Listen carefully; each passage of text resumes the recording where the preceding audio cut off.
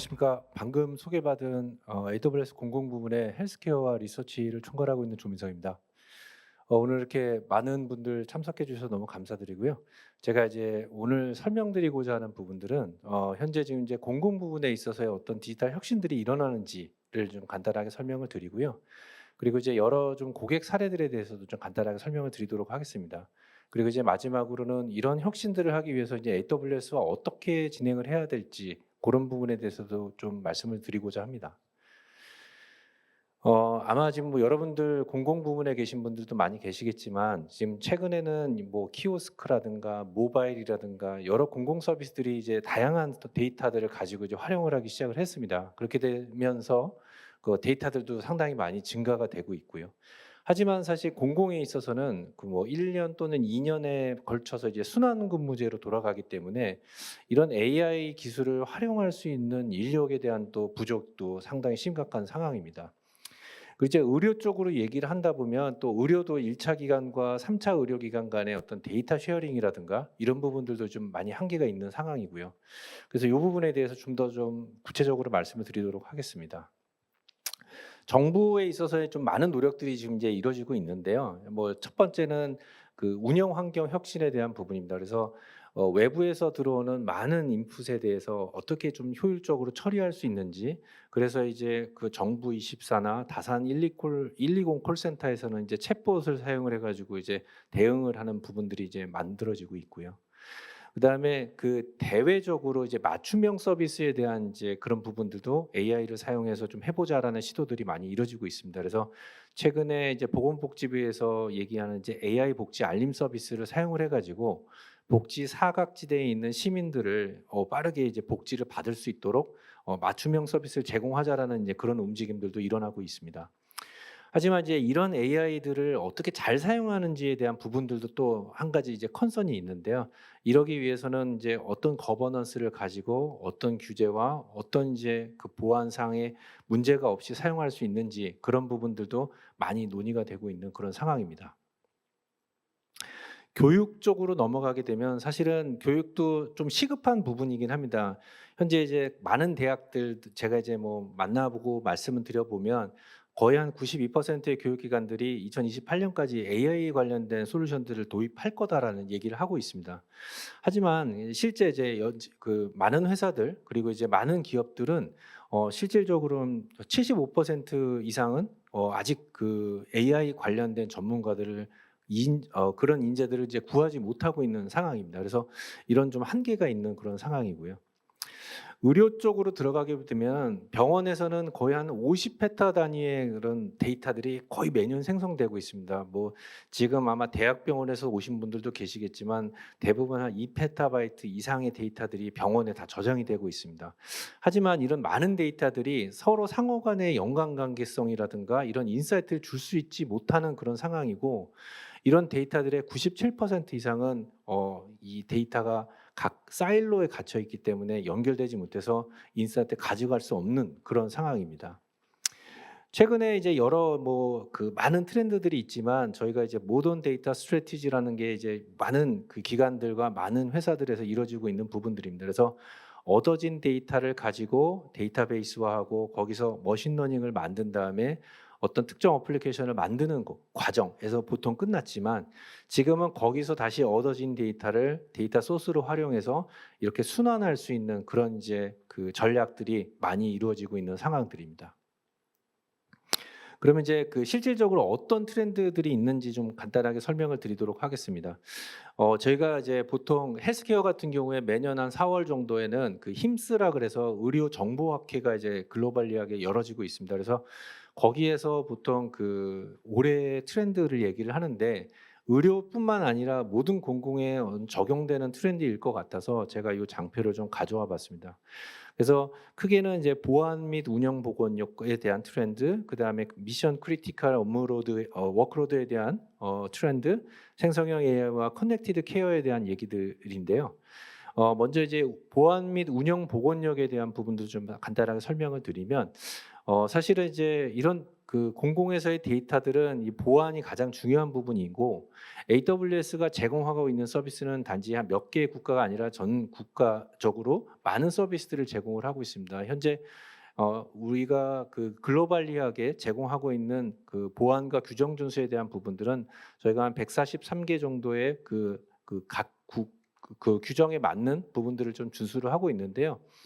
앞서도 이제 저희 그 대표님 말씀하셨겠지만 CSAP 로티어라는 부분들도 이 항목 중에 하나로 저희가 이제 진행을 해서 공공기관에서 개인 정보가 없는 데이터들을 이제 활용하기 시작을 하게 됐고요. 재작년의 경우에는 이제 의료 쪽에서는 EMR 인증까지도 저희 AWS 클라우드에서 받게 돼서 많은 병원들이 클라우드 환경에서 EMR 서비스를 사용할 수가 있게 됐습니다. 또 이제 최근에는 그 저희가 컨트롤 타워를 사용하는 이제 고객 사례들도 많이 이루어지고 있는데요. 컨트롤 타워는 많은 여러 멀티 계정과 그리고 멀티 리전에서 이 서비스를 제공할 때 빠르게 그런 그 보안에 대한 가이던스를 적용할 수 있는 그런 서비스라고 보시면 될 것 같습니다. 그래서 저희가 랜딩졸이라는 걸 시작으로 그 서비스를 빠르게 보안에 관련된 거버넌스를 빠르게 적용할 수 있고요. 그다음에 사용자 아이디라든가 이런 사용자 아이디 위에서 이루어지는 여러 가지 로깅 여러 가지들을 트래킹하고 관리할 수 있는 이제 그런 서비스라고 보시면 되겠습니다.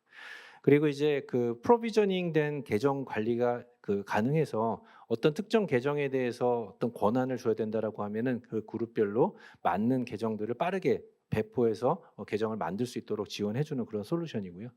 이렇게 말씀드린 솔루션들이 하나의 그 화면에서 그리고 컨트롤할 수 있는 그런 빠르게 적용할 수 있는 그런 컨트롤 그 컨트롤 환경들도 저희가 제공을 하고 있습니다.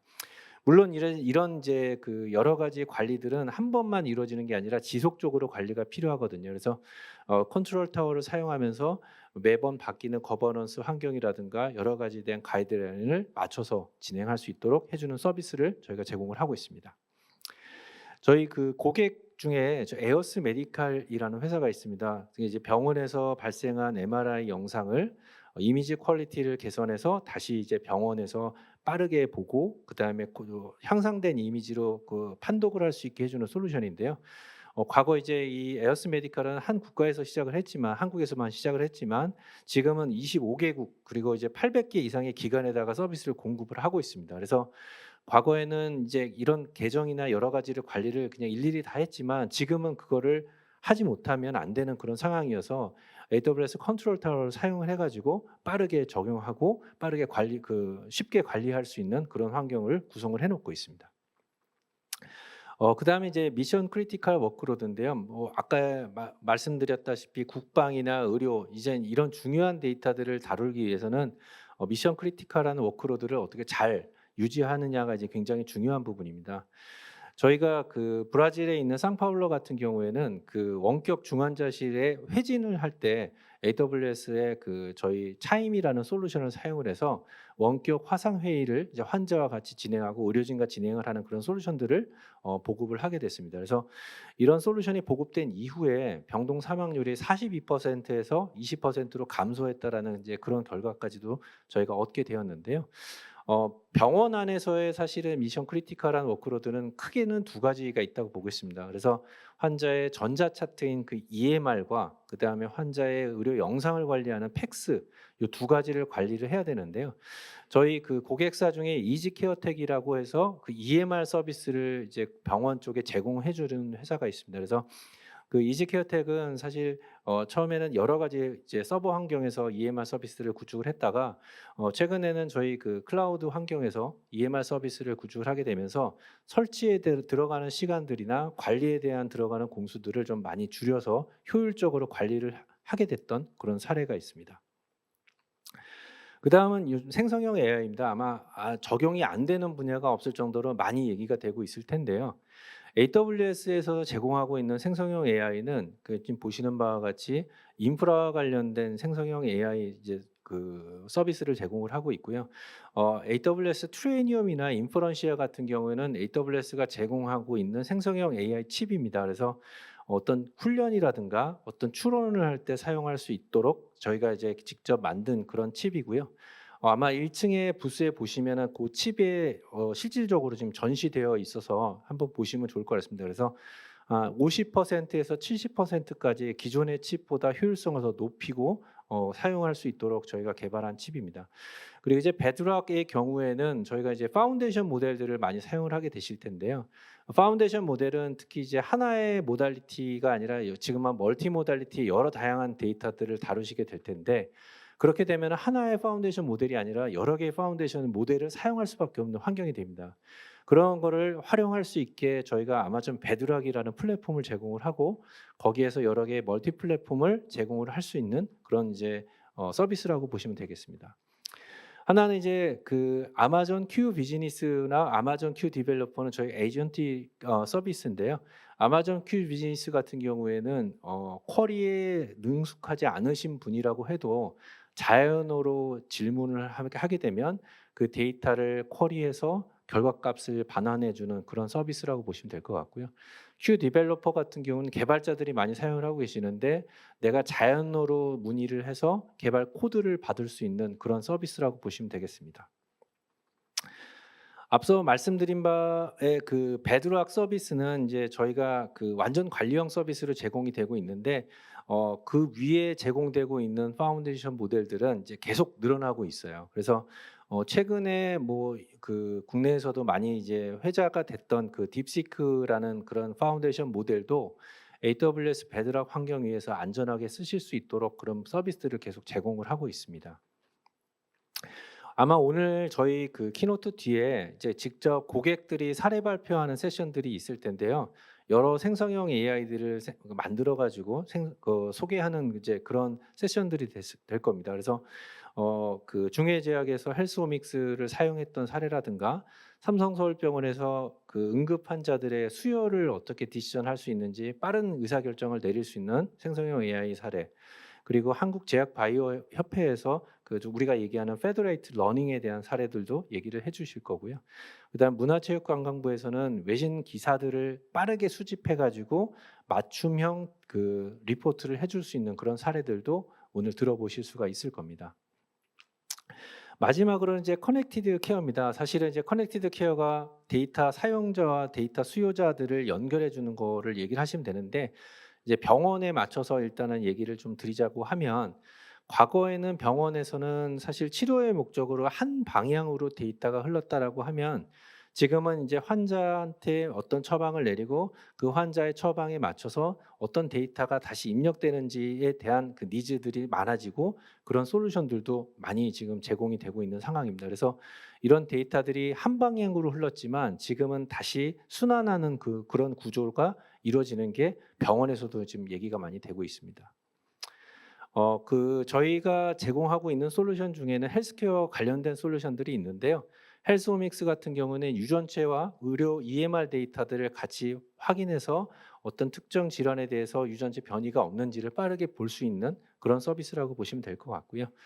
헬스레이크는 헬스케어에 관련된 데이터 레이크라고 보시면 될 것 같습니다. 그리고 이제 헬스 이미징의 경우에는 의료 영상과 관련된 솔루션인데, 여기는 이제 HTJ2K라는 그런 포맷을 사용을 해서 기존의 다이콤의 JPEG 로스리스 압축보다 무려 8배나 9배를 더 압축할 수 있는 솔루션을 같이 제공을 하고 있습니다. 그래서 아까 말씀드렸던 영상 데이터들이 늘어나는 것들을 좀 해결할 수 있는 솔루션이 되지 않을까 생각을 하고 있습니다. 그래서 베드락과 이제 컨트롤 타워는 이제 앞서 설명을 드린 바와 같고요. 뒤에 또 설명을 주시겠지만 그 삼성서울병원에서는 그 응급실에서 이루어지는 여러 가지 서비스들을 빠르게 의사결정할 수 있는 서비스들을 이제 많이 그 개발을 하고 있는 상황입니다. 그래서 수혈에 대해서도 여러 의사들이나 이런 부분들이 빠른 의사결정이 필요한데요. 그걸 어떻게 만들어서 사용을 했었는지 그런 부분들을 좀 들어보실 수 있을 것 같습니다. 삼성서울병원을 시작으로 해서 지금 사실 응급 의료에 대한 AI 과제들이 지금 많이 나오고 있는데요. 저희가 총 그 삼성서울병원의 프로젝트로 에이지스라는 응급 의료 디지털 혁신 플랫폼을 같이 이제 운영을 진행을 하고 있습니다. 그래서 총 17개 병원 그리고 5개의 컨소시엄이 참여해서 응급실에서 필요한 AI 솔루션들을 개발하는 그런 과제들을 지금 만들기 시작을 했습니다.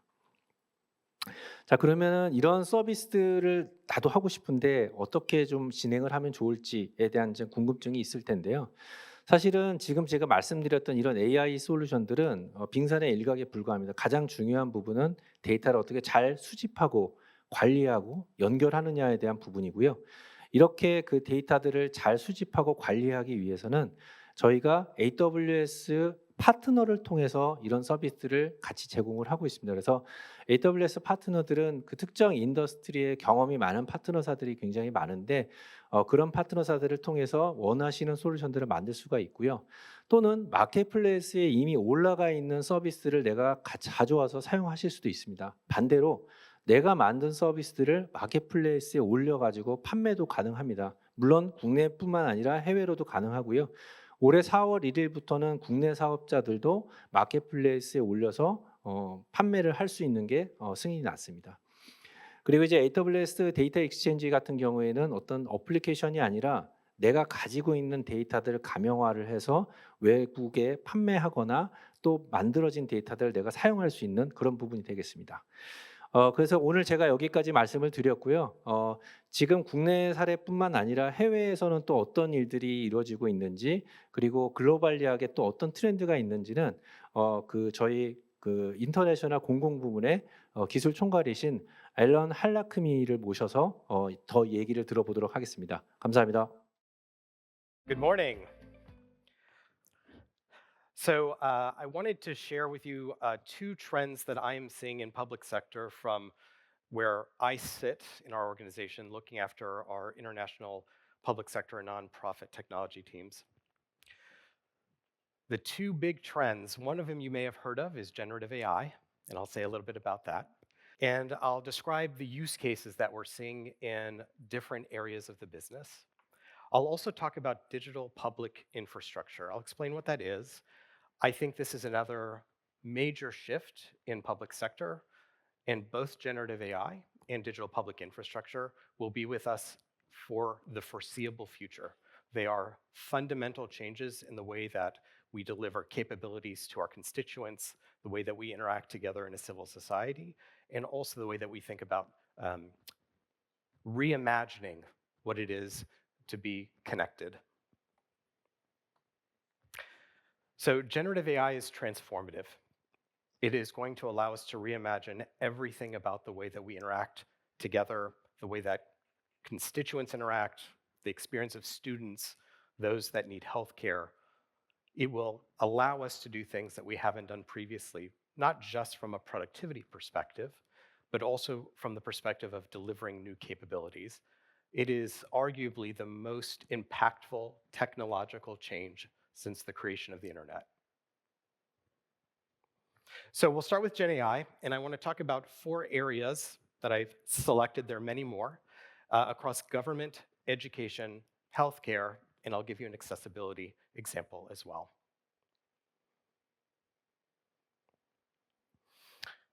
So in government, an example use case, Palantir partners with Anthropic and with AWS to provide the US intelligence and defense agencies access to advanced AI models on AWS.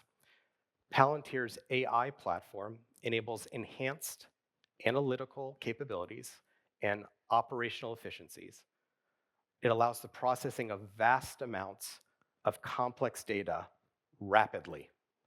And those efficiencies in Gen AI allow for identifying patterns and trends more quickly that service and inform human decision-making. In education, Somos is an education company based in Brazil. Somos has created an application that is deeply embedded with Gen AI called Plural. And it services both teachers and students. For teachers, it allows the creation of course materials, of syllabus, or the chart of activities for a particular course. It allows for the creation of PowerPoint and educational material that are used in classes. For students, it allows students to ask a generative AI bot questions about the text, questions about the material. It also provides an electronic tutor And it's given specific instructions not to give the student the answer, but to walk the student through how to rationalize, how to understand the thinking process to get to the answer, an electronic tutor. In healthcare, Alaya Care, which is based in Canada, they've created an app called Layla. Layla is used by caregivers that support in-home care. Now, as you probably know, in healthcare, there is a lot of unstructured data, clinical notes, and information like that. As a caregiver that may be going to see multiple patients throughout the day at home, it would be nice to know, what is my schedule for the day and what do I need to know? What are things that I should be paying attention to? The caregiver can ask Layla for its schedule. It can ask Layla for a given patient, what has changed since the last time I saw this patient? Is there a new medication? Is there a drug interaction that I should be aware of based on the new medication that's been prescribed? It synthesizes a tremendous volume of healthcare information to provide that caregiver the opportunity and the ability to provide personalized, effective care with the latest information about that patient. This last one I think is great. It really gets to the core capabilities of what GenAI can do for society. Swindon in the United Kingdom wanted to make information easily understandable to its citizens. Not everybody is fully literate. We all have those that are learning disabled in our communities. And candidly, sometimes everybody has difficulty understanding a big document they get from the government on how to secure a social service. Using GenAI, Swindon has created an application that allows you to feed it a government document, and it will come back with a very simple description and an image that break down the content of the document in a way that's very easy to understand. So you have probably had the experience of going to a government agency and getting a very long document with a lot of words, and in the end, they just need you to do 3 simple things. Swindon is bringing GenAI to its population to make operating in civil society simple. So that's GenAI. I did want to talk about digital public infrastructure, and I see it everywhere I look, and it's not something that gets a lot of fanfare, a lot of recognition, but it is a dramatic change that is happening around us. Now, when I say infrastructure, you probably think of roads and bridges and electricity and water. These are foundations of civil society. Digital public infrastructure is the foundation of a digital society. Now, most governments today, when they build applications, they build the whole thing in-house, top to bottom, and as a result, components of that architecture are not differentiated. There's not expertise. So they build something that works, and they deliver it, but it's probably not the best it could be in any particular aspect. And in many cases, part of what they've put into the application, let's say identity, that is not their core competency. Maybe they deliver a social service like healthcare. They need to acquire an identity. They need to know who they're talking with. They need to know who the patient is. But do they need to be the best at identity verification and identity authentication? Probably not. So the notion of digital public infrastructure is building these fundamental blocks that government can use and private sector can use that are fit for purpose, that have consistent, well-invested capabilities that evolve over time with the needs of society. And it's not just about capabilities. It turns out that this is economical as well. So the estimates are that an effective digital public infrastructure could save 1% of GDP in any given country. Now, around the world, that's a lot of money. So there's a real opportunity here both to reduce cost and to improve citizen experience. So a couple of examples.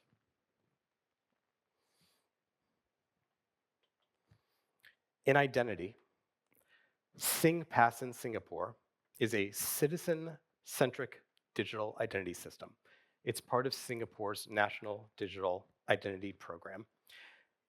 Using AWS, Singapore allows Singaporean citizens with SingPass to use secure, passwordless credentials to carry out transactions both in the public and private sectors. It is an identity system. In payments, Pix is a core component of the payment infrastructure in Brazil.